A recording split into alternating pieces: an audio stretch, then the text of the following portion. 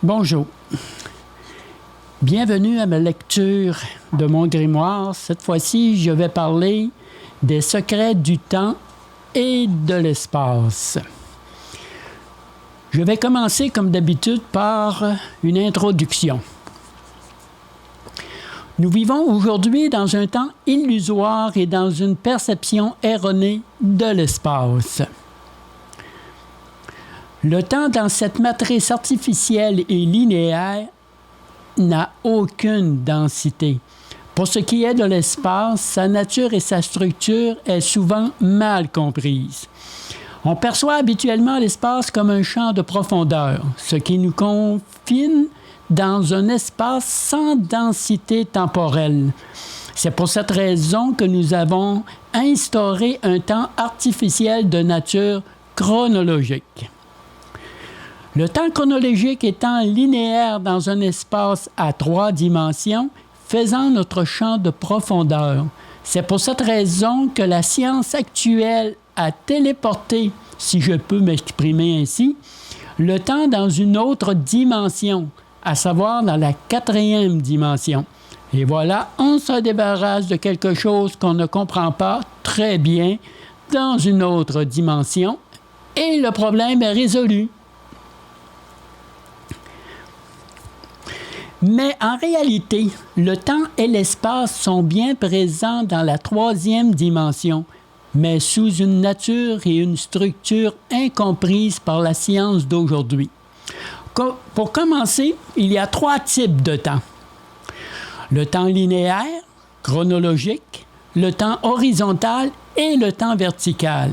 Ces 3 temps se retrouvent dans notre réalité dimensionnelle. Le temps linéaire, donc chronologique, est assujetti à Chronos. Le temps horizontal, donc événementiel, est assujetti à Kéros. Et le temps vertical, donc le pointeur du présent, est assujetti à la conscience. Ce qu'il faut savoir, contrairement au temps linéaire chronologique, qui ne possède pas de densité, pour sa part, le temps horizontal événementiel, lui, possède une densité. Autre chose, on imagine souvent le temps linéaire à l'horizontale.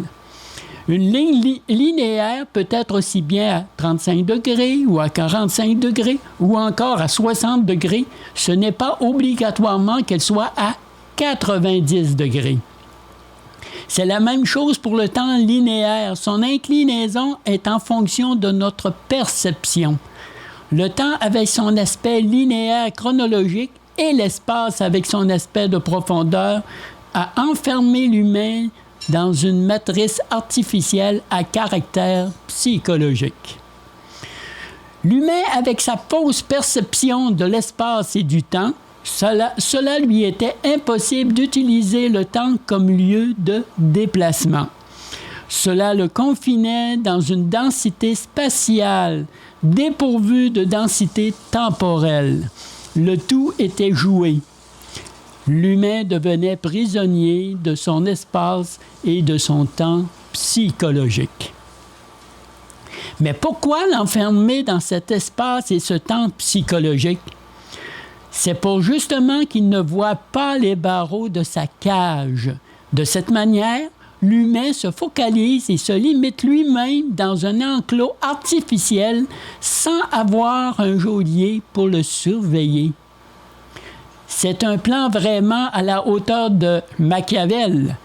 Avec l'instauration d'un libre arbitre illusoire, l'humain se sentait libre et non prisonnier d'un quelconque geôlier imaginaire. Imaginaire, vous dites? Pas certain.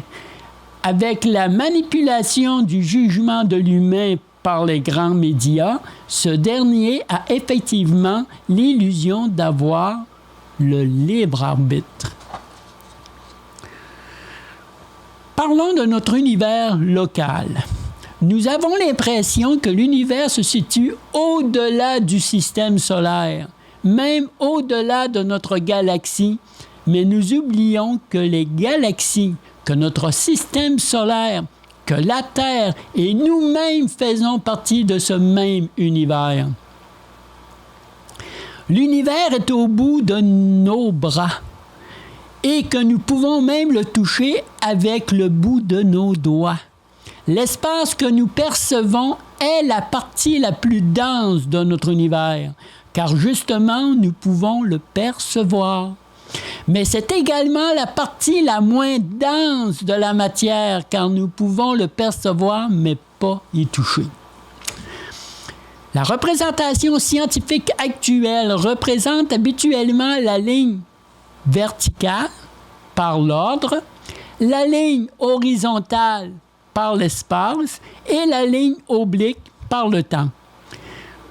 Mais pour moi, la ligne verticale est la direction du temps, donc direction et temps sont la même chose. La ligne horizontale est l'ordre, donc ordre et espace sont la même chose. La jonction des deux lignes, c'est-à-dire direction-temps et ordre-espace, est l'imbrication du temps dans l'espace servant à fixer le présent dans notre réalité. Car pour éliminer le chaos, on doit créer un espace pour pouvoir y mettre de l'ordre. Donc, ordre et espace est la même chose. Il faut également donner une direction au temps imparti pour faire de l'ordre dans cet espace. Donc, direction et temps est la même chose. La direction du temps croisant l'ordre dans l'espace produit l'imbrication du temps dans l'espace, ce qui crée notre réalité. La jonction des deux lignes, ordre et espace, détermine l'imbrication du temps dans l'espace afin de fixer le présent suffisamment longtemps pour permettre à la densification de se manifester dans notre réalité spatio-temporelle. Densification. Je vais faire maintenant un peu de lumière sur le temps et l'espace du spatio-temporel de notre troisième densité. Dans la densité temps et espace, le temps est composé de mémoire, qu'elle soit passée, présente ou future, cela n'a aucune importance. Mais on est en droit de se poser plusieurs questions. Qui donne la densité du temps en dehors de notre corridor chronologique? Pourquoi n'avons-nous pas de densité temporelle dans notre corridor chronologique? Quelle est la composition de l'espace? D'où vient la densité de l'espace? Que veut dire ouvrir une fenêtre hyperespace? Voilà bien des questions que je vais tenter de répondre. La densité du temps est produite par l'énergie magnétique. Que faut-il pour produire de l'énergie magnétique? Une polarité produite par un pôle positif et un pôle négatif. On sait maintenant que le temps est composé de mémoires et que ces mémoires sont divisées en passé, présent et futur. Donc, il est facile d'en déduire que les pôles sont le passé pour le pôle négatif et le futur pour le pôle positif. Ce qui en résulte un champ magnétique qui donne sa densité au temps. Plus il y a de temps, plus sa densité devient importante et de cette manière, on peut utiliser le temps comme lieu de déplacement. Pour ce qui est du temps dans notre corridor chronologique, le temps n'a pas de densité pour la bonne raison qu'il a été fragmenté. De plus, avec la grille électromagnétique, au lieu d'être attractif pour s'imbriquer dans l'espace, le temps est devenu répulsif, ce qui en résulte une expulsion de la densité du temps de notre corridor chronologique. En remplacement, on a instauré un temps artificiel et illusoire basé sur notre environnement, la Terre qui tourne sur elle-même, qui tourne autour du Soleil, le système solaire qui se déplace dans la galaxie, et ainsi de suite. Comment l'humain a pu s'emprisonner dans ce temps chronologique? Voici un exposé simple relatant de la relativité du temps du début et de l'aboutissement du temps terrestre et psychologique tiré du livre Pour vivre en harmonie avec l'énergie du supramental. Au tout début, le temps n'existait pas. Lorsque l'homme descendit dans la matière, il inventa le temps pour se créer des limites physiques et psychologiques. Il créa des repères dits naturels, comme le jour, la nuit, les saisons, afin de se faire des barrières physiques. Plus tard, il inventa le calendrier pour pouvoir encore mieux se limiter dans ses actions. Ayant subdivisé le temps en secondes, minutes, heures, jours, semaines, mois, années et siècles, l'accomplissement du temps était achevé. L'énergie s'étant emprisonnée dans cette illusion astrale, l'homme perdit sa créativité et le temps devint beaucoup trop long pour le retour à sa source. Le temps est devenu un frein à notre évolution et inutilisable comme lieu de déplacement car sans densité. Parlons maintenant de la composition de l'espace. L'espace est divisé en plusieurs membranes. De cette manière, le cerveau peut calculer le nombre de membranes spatiales pour situer la matière et les objets qui entourent sa matière dans l'espace. Mais tout cela ne nous dit pas de quoi est composé l'espace. Bien sûr, vous savez que l'espace est fait de membranes et c'est justement ça qui vous permet de voir l'espace entre vous, les personnes et objets qui vous entourent. Mais de quoi est composée justement cette membrane spatiale? Elle est composée d'énergie, mais pas de n'importe quelle énergie, d'énergie électromagnétique. Donc, une membrane spatiale est un champ électromagnétique qui sépare les différents objets et personnes de vous. Lorsque vous opposez deux champs en répulsion enfermant ces membranes spatiales, il y a compression de ces membranes. Par le fait même, il y a compression de ces champs magnétiques et c'est cela qui crée une résistance, donc une densité. L'espace comme le temps sont composés d'énergie magnétique. Donc, l'espace est lui aussi polarisé. N'oublions pas, pour polariser une énergie, ça prend toujours deux pôles contraires. Quels sont les pôles contraires qui polariseraient l'espace? La lumière et son contraire. La matière est le contraire de la lumière. Ce qui représente la lumière dans notre corridor chronologique est le Soleil. Donc, le Soleil est le pôle positif. La matière représentée par la Terre est le pôle négatif. Donc, le Soleil et la Terre sont les pôles qui polarisent l'espace et par le fait même lui donnent sa densité par l'entremise de l'énergie magnétique.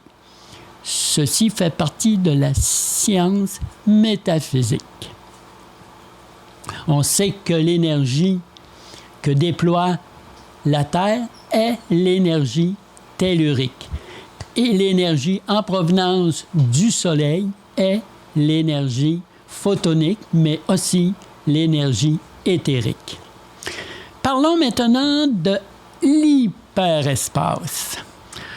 Comme nous sommes prisonniers d'une structure électromagnétique que nous appelons la matrice artificielle, nous sommes obligés d'ouvrir une fenêtre dans cette structure pour voir ce qui est à l'extérieur. Nous appelons cela ouvrir une fenêtre hyperespace. L'ouverture d'une fenêtre hyperespace est nécessaire pour traverser l'horizon des événements afin d'atteindre une porte induite, stellaire ou interdimensionnelle. L'horizon étant l'espace et les événements étant les mémoires passées, présentes ou futures constituant le temps. N'oublions pas que notre corridor chronologique n'est fait que d'espace et que le temps n'est qu'artificiel. La fenêtre hyperespace ne fait que faire passer de l'information. Donc, fenêtre hyperespace égale information. Dans la science-fiction, lorsqu'il ouvre une fenêtre hyperespace, c'est pour avoir de l'information sur l'horizon des événements. Voici un petit exercice pour ouvrir une fenêtre hyperespace. Tenez-vous debout face à une personne. Fermez les yeux et après quelques secondes, ouvrez les yeux. Eh bien, vous venez d'ouvrir une fenêtre hyperespace, car vous faites une ouverture dans les membranes spatiales pour voir de l'information sur ce qui se tient debout devant vous. C'est un exemple d'une ouverture d'une fenêtre hyperespace pour obtenir de l'information sur ce qui se trouve dans votre espace immédiat. Il ne faut pas oublier que l'intention détermine la nature de l'information d'une fenêtre hyperespace. C'est pour cela que l'information qui circule à travers une fenêtre hyperespace est très importante. Parce qu'en ouvrant, à chaque fois que vous ouvrez les yeux, eh bien, vous avez de l'information sur tout ce qui peut être dans votre espace vital. En relation avec l'ouverture d'une fenêtre espace, je vais décrire l'utilisation de quelques portes nous permettant de sortir en quelque sorte de la matrice artificielle. Notre zone de création serait considérée comme notre univers local, donc fini, faisant partie de l'infini de l'univers. Je dis souvent à mon entourage de ne pas confondre la planète où nous sommes avec l'endroit où nous vivons que nous appelons la Terre. Les portes induites servent pour aller dans les différentes densités temporelles à l'intérieur de notre zone de création. Exemple, il y a des différentes densités temporelles à l'intérieur de notre zone de création dont la Terre creuse serait identifiée comme la 4e densité temporelle. Ces différentes densités constituent les niveaux de densité temporelle de la Terre de carbone et de la Terre de cristal de quartz. La Terre est faite, en fin de compte, comme une oignon avec plusieurs strates temporelles. Et chaque strate temporelle a sa propre densité temporelle. Les portes stellaires servent pour aller aux différents mondes à l'extérieur de notre zone de création. Exemple, à l'extérieur de notre zone de création, il y a une multitude de mondes faisant partie de la matrice originelle constituant notre univers local. Dans ces différents mondes se trouveraient les maîtres du monde et la régie planétaire. Post-scriptum. La régie planétaire un jour remplacera les maîtres du monde pour le contrôle de notre zone de création. La porte interdimensionnelle sert pour aller dans des différentes dimensions de la matrice originelle constituant notre univers local. Exemple, nous sommes au niveau du spatio-temporel de la 3e densité avec une perception en 3 dimensions. Le temps spatial fait partie de la 4e densité avec une perception en 4 dimensions. Le monde éthérique, donc notre univers local, fait partie de la 5e densité avec une perception en 5 dimensions. Le monde cosmique fait partie de la 6e densité avec une perception en 6 dimensions et c'est là que réside notre conscience à des niveaux différents de champ de perception. Toutes ces dimensions sont accessibles avec nos différentes parties qui constituent l'être que nous sommes. Il ne faut pas oublier également la 4e dimension du spatio-temporel, faisant partie de la matrice artificielle identifiée comme étant le monde astral encore aujourd'hui. Je parle souvent de l'astral étant dans la 4e dimension, car la majorité des personnes sont convaincues que les mémoires astrales, les annales akashiques, se trouvent dans la 4e dimension, un monde mémoriel, tandis qu'en réalité, ils se trouvent sous la 3e dimension, c'est-à-dire dans la 2e dimension. Mais peu importe, je continue quand même à parler de l'astral au niveau de la 4e dimension, qui est beaucoup plus accepté par la majorité des personnes. Une porte induite personnelle ou de nature naturelle sert d'accès au corridor tellurique pour aller dans les différents endroits de notre zone de création qu'on identifie comme étant la Terre. Une porte induite personnelle va créer une cheminée tellurique produisant un faisceau énergétique donnant accès à l'ouverture d'un vortex temporel. Par ce vortex, l'intention va vous diriger vers les différents endroits de notre zone de création. Exemple, vers des villes comme Paris, Rome ou dans des endroits comme les îles tropicales et le reste. Pour ceux qui sont en Europe, vers le Québec, le Canada, les États-Unis, New York, Californie, ainsi de suite. Parce qu'il ne faut pas oublier aussi que les corridors telluriques sont des corridors temporels, ayant une densité, donc c'est un corridor événementiel. Au sujet du temps et espace, il ne faut pas oublier que l'espace est fait d'une multitude de membranes spatiales entrecroisées d'ouvertures temporelles, ce qui constitue notre spatio-temporel.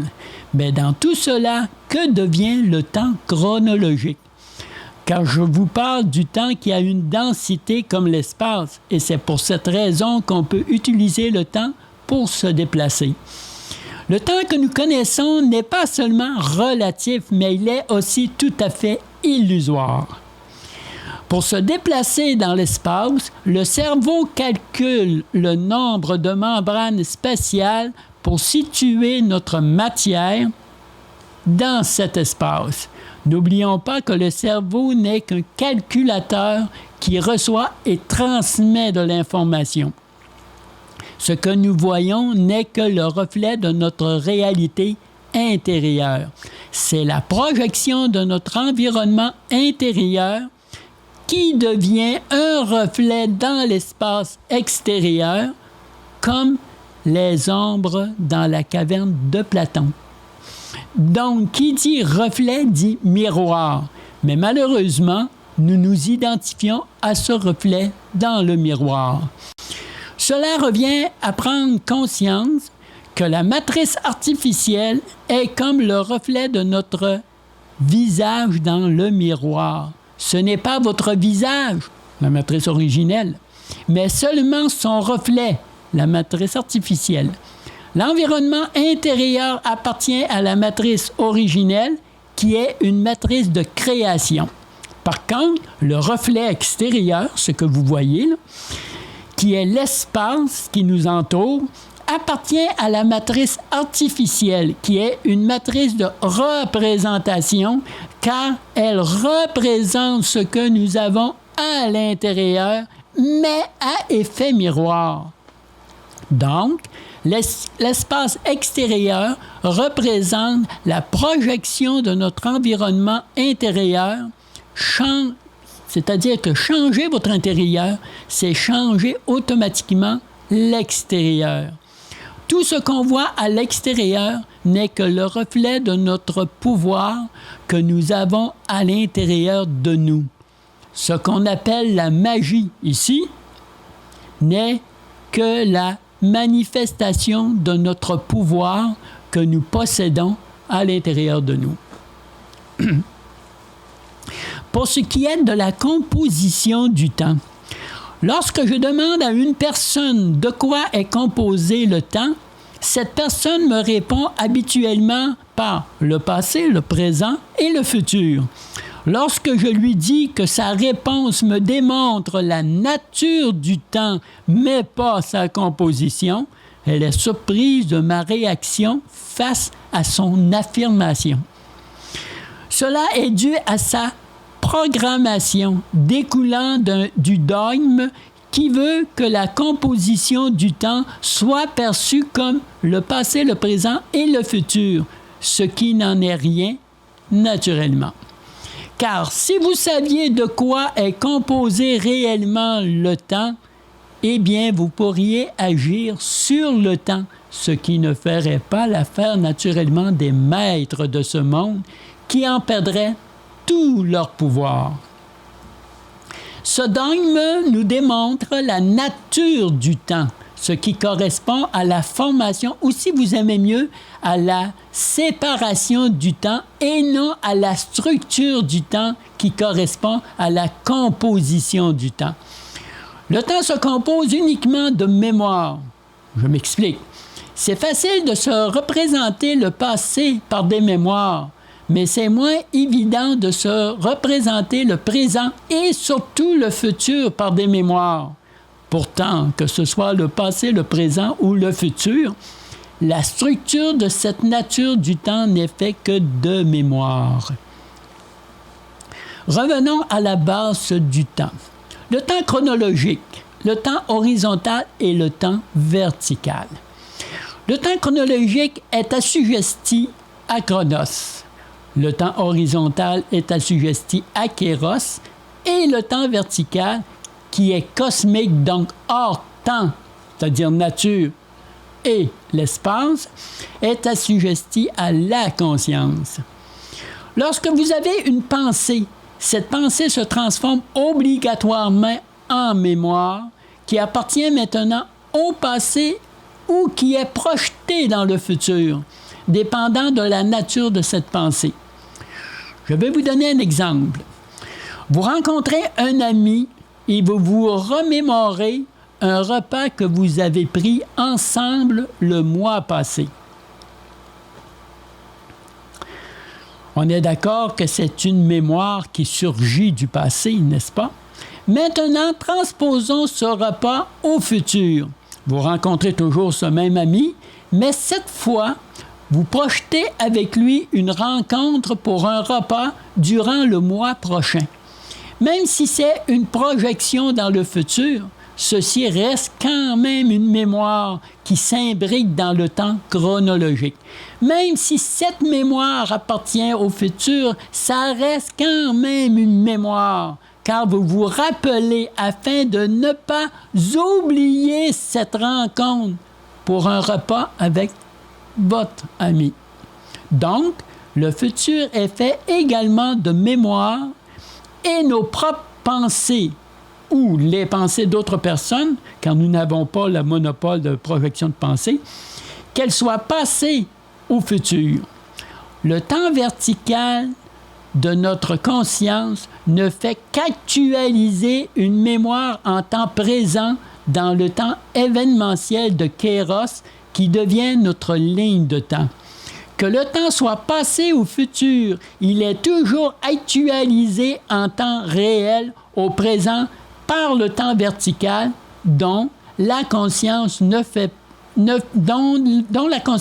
pas partie du passé ni du futur, qu'en n'appartenant pas à l'espace ni au temps chronologique, au temps du spatio-temporel. Comme vous pouvez voir, la composition du temps est faite de mémoires passées ou futures que notre conscience actualise en temps présent pour en faire notre ligne de temps dans ce corridor chronologique. C'est toutes ces mémoires qui sont projetées par nous et l'ensemble des êtres humains qui constituent la trame temporelle. Le passé, temps chronologique assujetti à Chronos, appartient au je. Le futur, temps horizontal assujetti à Kéros, appartient à l'ego. Le présent, temps vertical qui n'est pas assujetti au temps ni à l'espace, appartient à la conscience. Donc, la nature du temps est la formation du temps en passé, présent et futur, La séparation du temps est la fragmentation du temps en secondes, minutes, heures et ainsi de suite. La structure du temps est la composition de différentes mémoires que la conscience va actualiser en temps présent pour constituer notre réalité actuelle dans notre ligne de temps chronologique. La compréhension du temps constitue une clé qui nous aide à ouvrir une porte induite. Parce qu'une porte induite est faite d'électromagnétique et nous émettons un champ, nous ici, électromagnétique, et deux champs électromagnétiques vont constituer naturellement une résistance. Et c'est comme ça que vous allez vous apercevoir qu'il y a une porte induite. Maintenant, je vais parler de la nature structurelle des trois différents temps du spatio-temporel. À la base, le cerveau est une mécanique biologique qui fonctionne par calcul. Donc, il calcule la densité de l'espace et donne une approximation du temps alloué pour parcourir cet espace. Le cerveau peut aussi calculer la densité du temps et donner une approximation de l'espace à parcourir. Notre matière atomique est conçue pour utiliser le temps comme l'espace, comme lieu de déplacement. Plus que le cerveau donne une importance à la densité de l'espace, plus celui-ci se dilate et plus que le temps se compresse. Résultat, ça prend beaucoup plus de temps pour parcourir cet espace. Résultat, on utilise l'espace comme lieu de déplacement. Plus le cerveau donne une importance à la densité du temps, plus celui-ci se dilate et plus l'espace se compresse. Ça prend beaucoup moins de temps pour parcourir cet espace. Résultat, on utilise le temps comme lieu de déplacement. Il ne faut pas oublier que dans cette physique, le temps est imbriqué dans l'espace. Donc, plus que l'espace se dilate, plus le temps se compresse. Plus que l'espace se compresse, eh bien, plus le temps se dilate. Cet énoncé rejoint celle du physicien français Jean-Pierre Petit qui affirmait « Plus il y a d'espace, moins il y a de temps, et plus il y a de temps, moins il y a d'espace. » C'est le fondement même de la densité temporelle de l'espace-temps. L'espace étant le contenant et le temps le contenu. Il ne faut pas oublier également que nous traversons l'espace, mais que c'est le temps qui nous traverse. Et dans cette mécanique-là, on appelle souvent ça, en termes plutôt ordinaires, lorsqu'on parle, on dit souvent, on a courbé le temps. Lorsqu'il nous semble que ça a duré beaucoup moins longtemps d'un point A à un point B, donc on va dire, oh là là, on a courbé le temps. Voici une nouvelle physique qui nous permet de voir le spatio-temporel d'un autre point de vue. Nous savons déjà qu'il y a 3 types de temps. Le temps vertical, le temps horizontal et le temps linéaire chronologique. Le spatio-temporel est composé de protons et neutrons, d'électrons et de photons. La matière a pour base le proton et le neutron qui produisent un champ magnétique. L'électron, qui est une composante du temps, traverse ce champ magnétique en l'électrifiant, produit l'énergie électromagnétique. Le photon, qui est une composante également du temps, traverse le champ électromagnétique et les particules entraînées dans son passage produisent notre temps chronologique. Il faut savoir que l'espace nous semble stationnaire, c'est-à-dire proton-neutron, et que le temps est en mouvement, électron-photon. Donc, les photons-neutrons qui se situent à la base et les électrons au-dessus forment une membrane électromagnétique qui constitue l'espace. Les électrons qui sont au centre et les photons qui sont au-dessus des électrons forment une membrane photonique qui constitue le temps, ce qui signifie que le temps a une densité comme l'espace et qu'on peut utiliser les deux comme lieu de déplacement. Naturellement, ça, c'est un peu une vue au niveau métaphysique. On a l'illusion, mais n'oublions pas que le métaphysique se répercute dans le physique. On a l'illusion de traverser l'espace, mais c'est le temps qui nous traverse. Notre cerveau n'a que la perception du mouvement de notre corps. Donc, il utilise l'espace comme lieu de transport. Si notre cerveau aurait la perception du déplacement de la matière qui nous entoure, il utiliserait le temps comme lieu de transport. Par exemple, vous êtes sur la rue et vous marchez. Vous avez la perception du mouvement de votre corps. Vous utilisez l'espace comme lieu de déplacement. Vous êtes toujours sur la même rue, mais vous ne bougez pas et vous avez la perception du mouvement du décor. Les maisons, par exemple, qui se transforment en produisant un déplacement, vous utilisez le temps comme lieu de déplacement. Changez votre perception et vous changerez votre moyen de déplacement. L'ensemble de ces éléments constitue notre ligne de temps.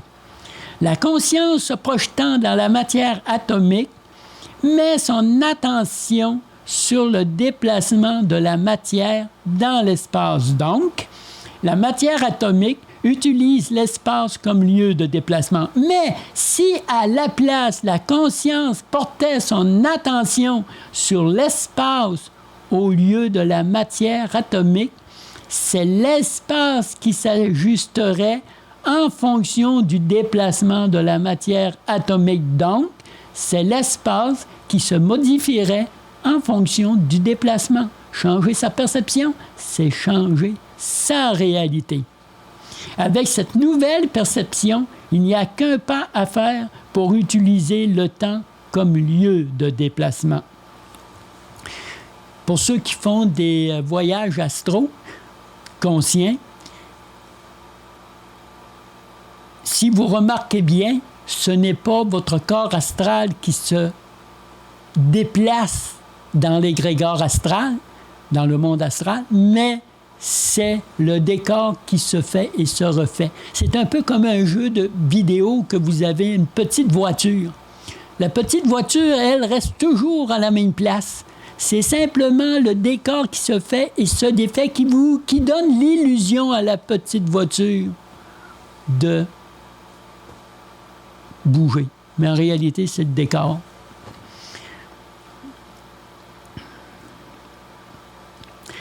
Il ne faut pas oublier qu'on localise un endroit au niveau de l'espace, mais qu'on séquence un lieu au niveau du temps. Donc, l'espace s'adapte à l'environnement pour créer un mouvement en se modifiant en fonction de l'intention du déplacement. Mais qu'en est-il du temps? Présentement, on utilise l'espace comme lieu de déplacement en fonction du temps linéaire. Ne pas oublier que le temps linéaire est le temps psychologique. Pour utiliser le temps comme lieu de déplacement, nous devons utiliser le temps horizontal. Lorsqu'on sait que le temps horizontal est un temps événementiel, donc un temps basé sur l'événement, nous devons alors porter notre attention sur l'événement. En séquençant un lieu, notre attention se porte sur ce lieu contenant cet événement et nous actualisons par le fait même cet événement.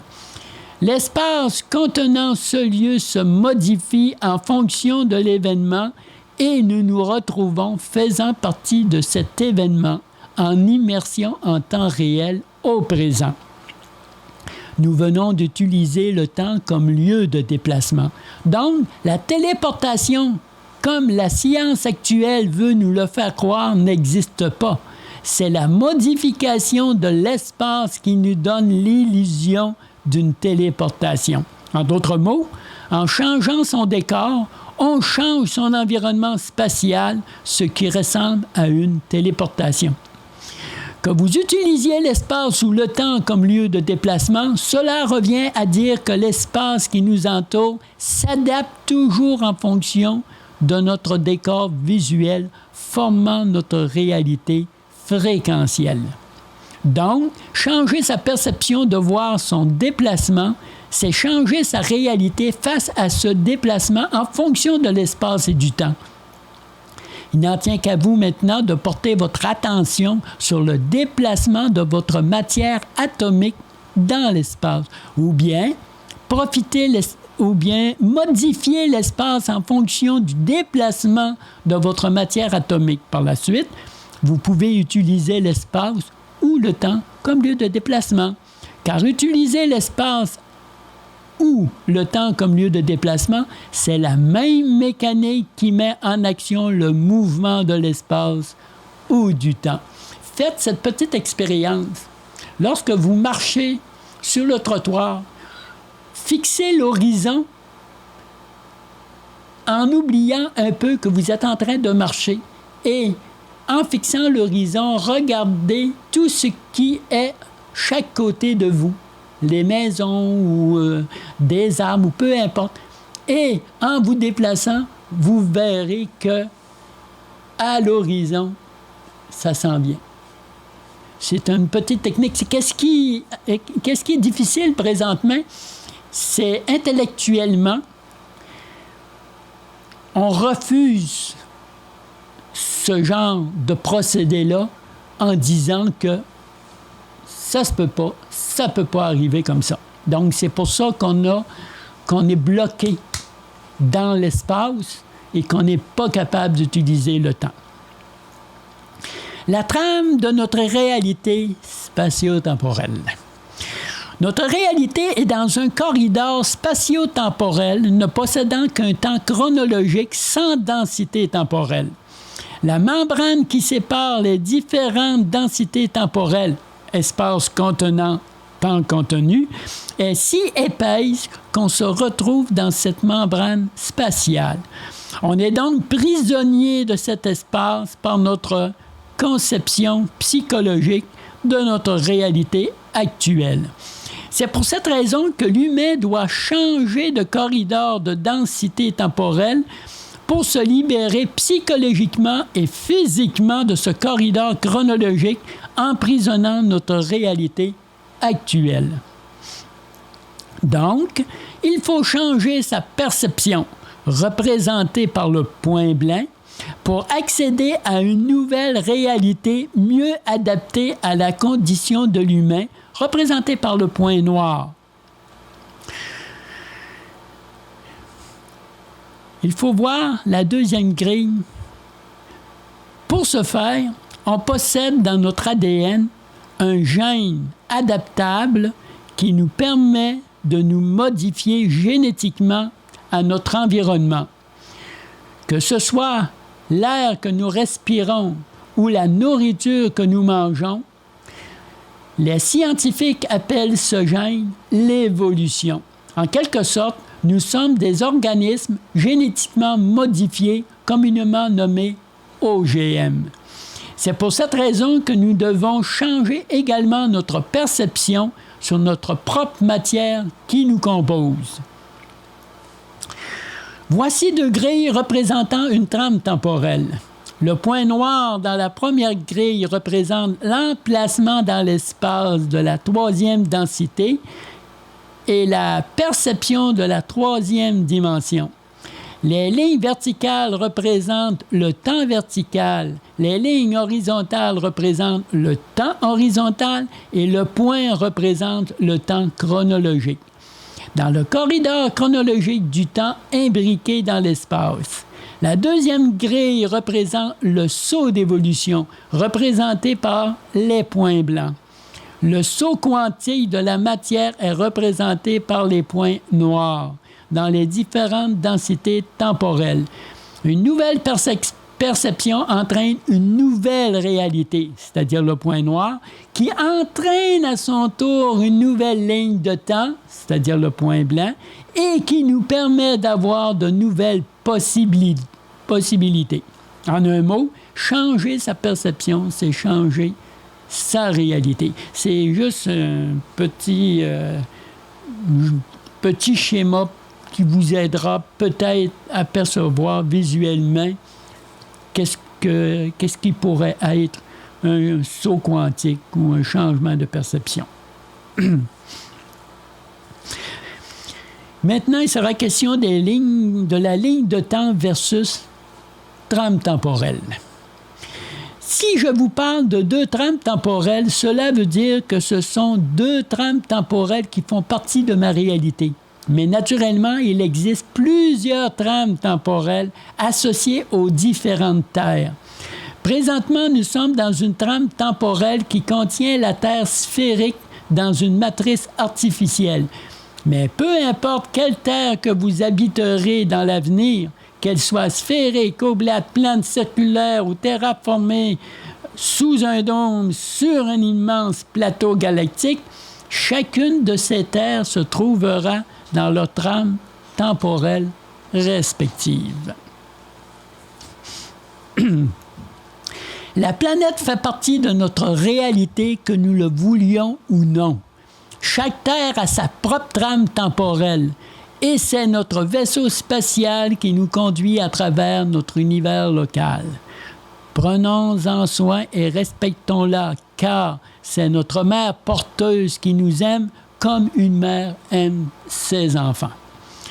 Nous disons souvent que le temps s'accélère et que les journées passent très rapidement.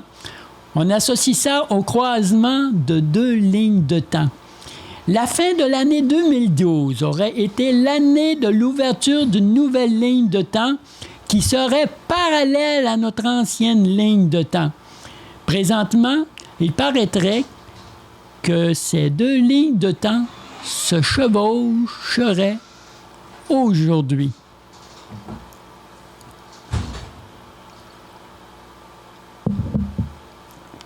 Pour ma part, je crois qu'on confond ligne de temps, qui est personnelle à chaque individu, et trame temporelle qui contient ces lignes de temps. Donc, trame temporelle contenant et ligne de temps contenue. Présentement, les maîtres du monde veulent fusionner les deux trames temporelles pour n'en faire qu'une seule.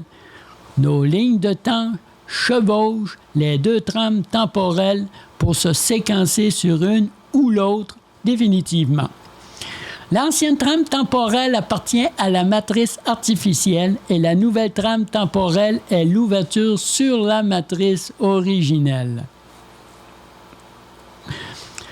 Lorsqu'un extratemporel m'avait dit de ne pas confondre la planète où j'étais avec l'endroit où je vivais, que j'appelais la Terre, il m'avait dit également au sujet de la Terre: « Je ne peux pas te montrer réellement comment elle est, mais je peux te montrer ce qu'elle n'est pas. » Imaginons que chacune des deux trames temporelles possède leur terre respective. Les deux trames seraient présentement l'une au-dessus de l'autre, presque imbriquées l'une dans l'autre. Cette nouvelle terre temporelle aurait fait... cette nouvelle trame temporelle aurait fait son apparition en 2012, voyagerait sur la même elliptique de notre trame actuelle, en sens opposé, formant un 8 représentant le signe de l'infini. Le signe de l'infini représenterait un cycle de 26 000 ans. Après 13 000 ans, les deux terres seraient à l'opposé l'une de l'autre pour continuer sa course. Pour ceux qui resteront sur une terre sphérique, rien ne changera dans leur quotidien. Pour ceux qui feront le transfert d'une trame temporelle à l'autre, trouveront que leur monde a bien changé. Il va sans dire que peu importe la forme que vous donnez à la Terre, n'a aucune, pour ainsi dire, aucune réalité d'une manière dans la trame temporelle que nous sommes ou qu'on pourrait accéder ultérieurement. Parlons maintenant de notre planète Terre qui est située dans notre trame temporelle actuelle. La Terre est constituée de différentes couches de densité temporelle. Chaque couche est le miroir de la couche précédente. Chaque couche de densité temporelle est séparée par une membrane spatiale. Plus vous montez dans les niveaux de densité temporelle, plus la membrane spatiale est mince. Ici, la membrane spatiale est tellement épaisse et dense qu'il n'y a aucune densité temporelle et par le fait même, nous sommes prisonniers de cette membrane. C'est pour cette raison que nous l'appelons le corridor chronologique. N'oublions pas que le temps chronologique est purement artificiel et par le fait même dépourvu de densité temporelle. La Terre possède deux différentes structures temporelles bien distinctes, le spatio-temporel et le temps spatial. Le spatio-temporel appartient à la troisième densité de matière et de perception, et le temps spatial fait partie de la quatrième densité de matière et de perception. Le spatio-temporel, l'espace est le contenant et le temps le contenu. Le temps spatial, tant qu'à lui, c'est le temps qui est le contenant et l'espace qui devient le contenu. La structure de la Terre est composée d'un treillis mémoriel qu'on appelle la matrice artificielle composée de mémoire astrale. Et nous faisons partie de cette matrice artificielle qui constitue notre corridor chronologique dans notre trame temporelle. Mais n'oubliez pas quand même que c'est la fin d'un très grand cycle et d'après plusieurs personnes, qu'elles soient scientifiques, ésotériques ou spirituelles, nous sommes à une période charnière de notre civilisation. Ce qui sépare le fini de l'infini est une ceinture d'énergie électromagnétique. Peu importe la forme de la Terre, vous ne pourrez jamais atteindre le rebord, c'est-à-dire le contour, car faisant partie de l'infini. Le jeu de l'illusion continue de s'opérer et on ne fait pas la différence entre les deux trames temporelles qui sont imbriquées l'une dans l'autre. Nous sommes présentement à une croisée de la fin d'une civilisation et du début d'une nouvelle civilisation. Le temps et l'espace qui constituent le spatio-temporel se remodèlent présentement dans une nouvelle trame temporelle. Notre réalité actuelle ne sera plus celle que nous connaissons actuellement. Serons-nous nous-mêmes les prochains dieux ou serons-nous dominés par le retour de ces anciens faux dieux? Je vais parler maintenant de l'imbrication du temps dans l'espace. Dans la science-fiction d'aujourd'hui, il est souvent mention de l'ouverture d'une fenêtre hyperespace pour avoir de l'information sur l'horizon des événements. Il faut savoir que l'horizon des événements correspond à l'espace et au temps. L'horizon étant l'espace et les événements au temps événementiel, donc au temps horizontal. Je dis souvent que changer sa perception, c'est changer sa réalité. N'oubliez pas que le temps et l'espace ont une densité. Je parle ici du temps événementiel horizontal et non du temps chronologique linéaire qui est de nature psychologique. Au lieu de porter son attention sur le déplacement dans l'espace, placez votre attention sur les objets comme si ce seraient eux qui se déplaceraient et viendraient à votre rencontre. C'est ce que je parlais tout à l'heure lors d'une balade, par exemple, sur le trottoir. Donc, changer sa perception de voir les choses qui nous entoure, c'est changer de plus en plus sa réalité.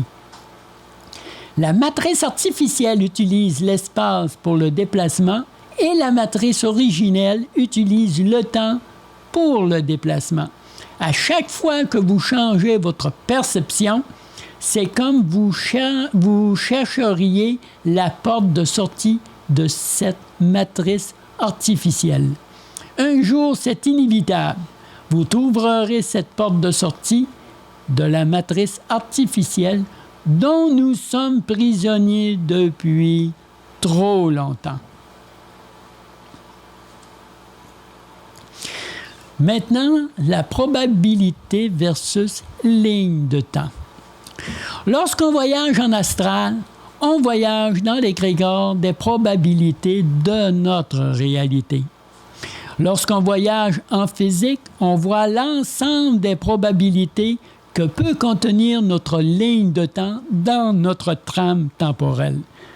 Donc, notre ligne de temps actualise un certain nombre de probabilités qui forment notre réalité.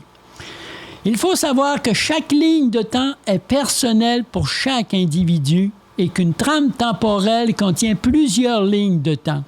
Chaque trame temporelle doit avoir une matrice pour contenir toutes les lignes de temps appartenant à cette trame temporelle. Dans cette matrice, il doit y avoir une terraformation propice à l'expérience de la matière.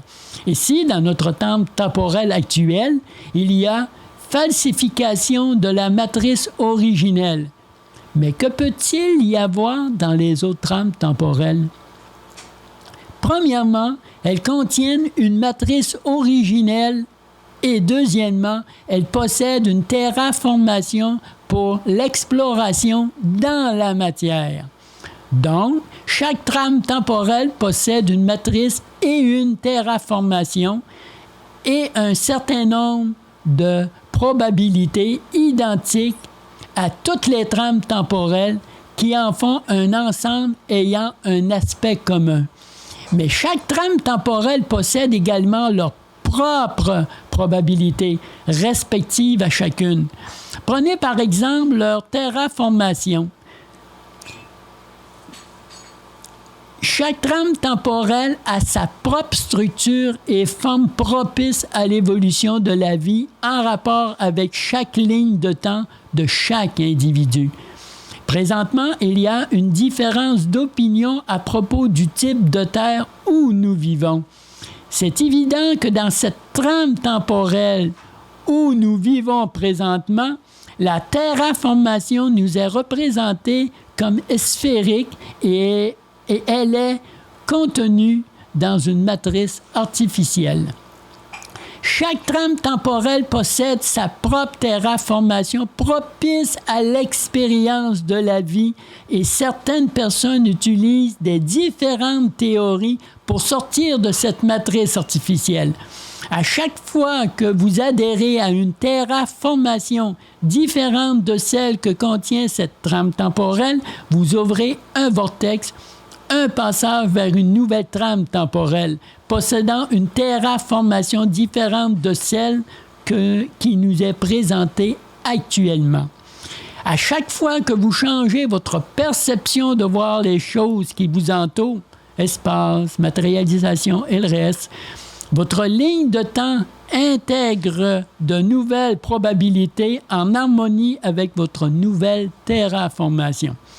Cela se traduit par un saut d'évolution et sera suivi obligatoirement par un saut quantique se traduisant par un changement de décor propulsant votre ligne de temps dans une nouvelle trame temporelle. Ce qu'il faut savoir également, c'est que la matrice artificielle est dépositaire de la connaissance et que la matrice originelle est dépositaire du savoir. C'est pour ça que je parle souvent de ma zone de création et non pas d'une terre hypothétique qu'on peut retrouver par la représentation de la NASA, par exemple. Voyage temporel en fonction du temps chronologique horizontal et vertical. Le voyage dans le temps se fait habituellement avec une balise temporelle qui sert de point d'ancrage dans une ligne de vie temporelle. Faire un voyage dans le temps pour créer une réalité temporelle parallèle à notre réalité actuelle et ainsi se téléporter dans une ou l'autre à notre choix en laissant une balise de repérage conscientielle. Ainsi, on vivrait deux réalités en même temps dans deux corps différents, en prenant simplement conscience de l'immersion actuelle de notre présent dans une ou l'autre réalité temporelle parallèle. Cette technologie repose sur la structure du temps horizontal où on utilise le temps comme moyen de transport et non comme lieu de transport. La matérialisation d'une capsule temporelle pour implanter une balise dans la nouvelle réalité à la naissance du corps est préférable pour dupliquer la matière dans deux réalités temporelles parallèles. La réalité temporelle parallèle peut être le miroir de notre réalité actuelle en changeant quelques paramètres physiques, psychologiques, environnementaux, sociaux, familiaux et le reste. C'est pour ça que je parle de la matière atomique dans la 3e densité et de la matière électroplasmique dans la 4e densité. Ce procédé s'applique également au niveau de la matière électroplasmique qui permet de voyager de la 3e densité à la 4e densité. Ce qui veut dire que vous pouvez voyager du spatio-temporel au temps spatial en prenant conscience de l'une ou l'autre des deux matières, soit la matière atomique de la 3e densité ou de la matière électroplasmique de la 4e densité. Dans cette réalité, la matière électroplasmique fait office de capsule temporelle servant de balise dans le temps spatial. Avec la matière atomique, vous vous déplacez physiquement et avec la matière électroplasmique, vous vous déplacez en physique. Cette technologie s'applique à tous les humains qui fonctionnent psychiquement au lieu de psychologiquement. Le bloc psychologique rejette cette possibilité, la rendant impossible au niveau de l'intellect. C'est le bloc psychique qui permet la réalisation de ce procédé par l'entremise du bloc mental en utilisant le mental supérieur de l'ego, dont son siège est dans la matière électroplasmique. Comme le « je » possède son siège dans la matière atomique et est régi par le mental inférieur, donc l'intellect. La conscience est le pointeur du présent en dehors du temps et de l'espace, dont le passé et le futur n'appartiennent qu'au présent représenté par le temps vertical.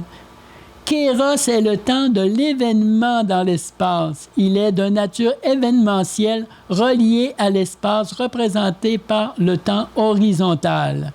Chronos appartient au temps chronologique. L'humain est assujetti à Chronos et à son déroulement événementiel. Il est constitué du passé, du présent et du futur, représenté par le temps chronologique. La conscience se projette en temps actuel dans un événement contrôlé par Kéros dans l'espace, mais assujetti par Chronos dans le temps imparti dans l'espace événementiel. La localisation de la conscience se faisant toujours au temps présent, dans la matière, c'est-à-dire le bloc neuronique, reste néanmoins toujours en relation avec ses autres localisations. On peut par le fait même relocaliser un événement passé ou futur en temps présent, perçu par le bloc neuronique faisant partie de sa réalité actuelle. Le temps horizontal et le temps chronologique sont reliés dans le présent par le temps vertical de la conscience, formant l'événement dans l'espace sous l'influence du temps chronologique dans notre réalité actuelle. Changer la localisation de l'information, c'est changer par le fait même le présent de notre localisation de l'événement, dans l'espace et le temps imparti à cet événement. Le rapport qu'il y a entre chronos et kéros est que ça prend un certain temps au futur de densifier un événement au présent qui provient du passé pour traverser l'horizon des événements. Il faut faire un algorithme pour fixer l'événement dans le temps. Prenons par exemple l'horizon des événements. Donc, on va dire que l'horizon de l'événement, c'est la température, par exemple, qui est disponible, donc avoir une belle température, qui est disponible et propice à l'événement. L'événement, c'est le sujet, c'est-à-dire qu'est-ce que vous allez faire dans cet événement-là. Disons que l'horizon de l'événement, ça va être, par exemple, la température beau et chaud, qui va être disponible et propice. Le sujet de l'événement va devenir le souper en plein air. Donc, le souper en plein air deviendrait tout simplement le sujet de l'événement. Donc, c'est travailler avec l'horizon des événements. Voilà, c'est la fin de la première partie des secrets du temps et de l'espace. Dans la deuxième partie, il sera question, entre autres, de la chronologie du calendrier maya, du point de vue sur le temps et l'espace en fonction du mental inférieur, du mental supérieur, du supramental et du mental suprême. Puis j'aborderai également d'autres sujets en rapport avec le temps et l'espace.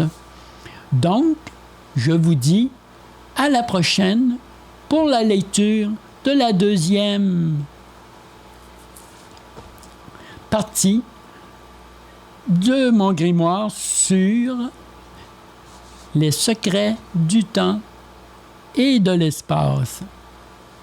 À bientôt!